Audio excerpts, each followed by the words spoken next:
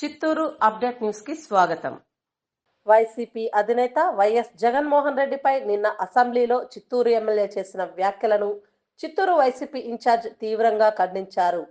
ఈ సందర్భంగా ఏర్పాటు చేసిన విలేకరుల సమావేశంలో విజయానందరెడ్డి మాట్లాడుతూ చిత్తూరు ఎమ్మెల్యే తన స్థాయిని మరచి మాట్లాడడం తగదని సూచించారు. అదృష్టం కొద్దో ఈవీఎంల మాయాజాలంతో గెలిచిన గురజాల పాలనపై దృష్టి పెట్టాలని కోరారు. అసెంబ్లీలో ఆర్టీసీ బస్సు కొత్త సర్వీసులపై ఎమ్మెల్యే చేసిన వ్యాఖ్యలను ఖండిస్తూ నిజానిజాలు తెలుసుకొని మాట్లాడాలన్నారు.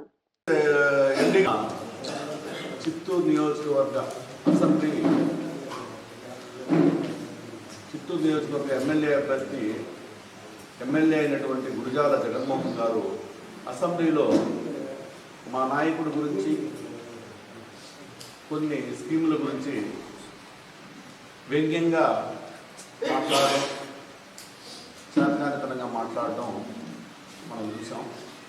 దానికి గాను అతనికి కొన్ని నిజాలు చెప్పాలి కాబట్టి ఈరోజు పత్రికా సమావేశం ఏర్పాటు చేసింది. దాంతో భాగంగా ఆయన మాట్లాడిన మాటలు ఏమంటే, ప్రభుత్వంలోని ముఖ్యమంత్రి తనకు ప్రతిపక్ష నాయకుల హోదా గురించి గవర్నర్ను బెదిరిస్తున్నాడు అని చెప్పారు.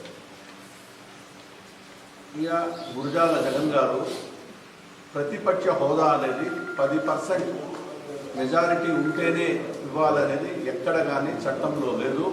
గతంలో ఢిల్లీలో 3 సీట్లకే పరిమితమైనటువంటి మీ కూటమి పార్టీ అయినటువంటి బీజేపీకి ప్రతిపక్ష హోదా కల్పించినారు ఢిల్లీలో అరవింద్ కేజ్రీవాల్ గారు.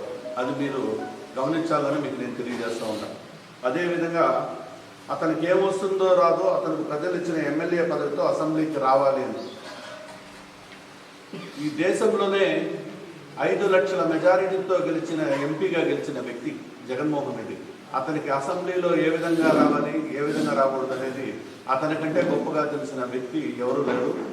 నువ్వు అదృష్టం కొద్దీ ఈవీఎంల మహిమతో ఏదో ఎమ్మెల్యే అయిపోయినావు కాబట్టి నీ స్థాయికి మా నాయకుడు జగన్మోహన్ రెడ్డి గురించి మాట్లాడే స్థాయి నీది కాదనేది నువ్వు గుర్తుపెట్టుకోవాలని నేను పత్రికాముఖంగా తెలియజేస్తా ఉన్నాను. ఇంకో పాయింట్ ఏం చెప్పాడంటే, చిన్నప్పుడు టీవీల్లో డిఎల్ రవీంద్రారెడ్డి వ్యాఖ్యలను చూసేవాళ్ళం. నీకు ఇన్ని మార్కులు వచ్చాయని అంటే డిఎల్ అంటే లేదు నాకు 100కు 100 వచ్చాయి అని జగన్మోహన్ రెడ్డి అనేవాడు. వాస్తవం జగన్మోహన్ రెడ్డి గారు అదేవిధంగా వాళ్ళ పిల్లలు ఎడ్యుకేషన్లో జమ్స్. ఈరోజు ఈ ప్రపంచంలోనే అత్యున్నత విద్యాశాలలో చదువుతున్నటువంటి వ్యక్తులు జగన్మోహన్ రెడ్డి గారి పిల్లలు. అదేవిధంగా జగన్మోహన్ రెడ్డి కూడా విద్య చదువుకున్న రోజుల్లో కూడా మంచి ఇంటెలిజెంట్, అది అందరికీ తెలిసిన విషయమే.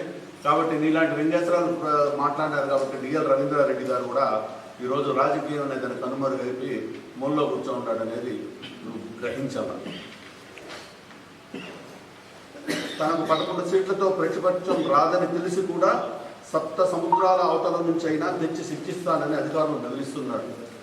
మా నాయకుడు అధికారులను ఎవరిని బెదిరించాడు?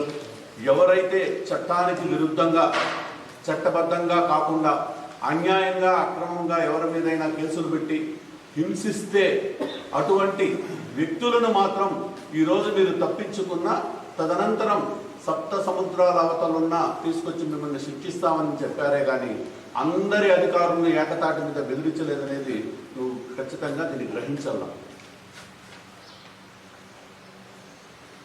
గవర్నర్ని కూడా బెదిరిస్తే మా 164 మంది ఎమ్మెల్యేలు భయపడతారని జగన్మోహన్ రెడ్డి గారు భ్రమపడుతున్నారంట.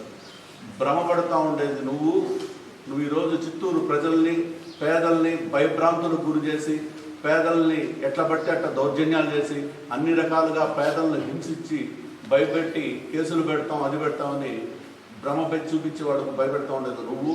కాబట్టి జగన్మోహన్ రెడ్డి గారి నైజం ఒకరిని భయపెట్టే నైజం కాదు, ఎటువంటి కష్టానైనా ఎదుర్కొనే నైజంని మీ ద్వారా నేను తెలియజేస్తూ ఉంటాను. నాతో పోటీ చేసిన వ్యక్తి ఓడిపోయాడు నా చేతిలో. అతను ఆర్టీసీ వైస్ చైర్మన్గా ఉండి చిత్తూరుకి ఒక బస్సు కూడా తీసుకురాలేదు. నేను 36 బస్సులు తీసుకొచ్చానని తను ప్రగల్భాలు పలికారు. అయ్యా గురజాల జగన్ గారు, నువ్వు జిల్లా మొత్తం కలిపి 36 బస్సులు తీసుకొస్తే దాంట్లో కేవలం చిత్తూరుకు వచ్చింది 4 బస్సులు అనేది నువ్వు గ్రహించాలా.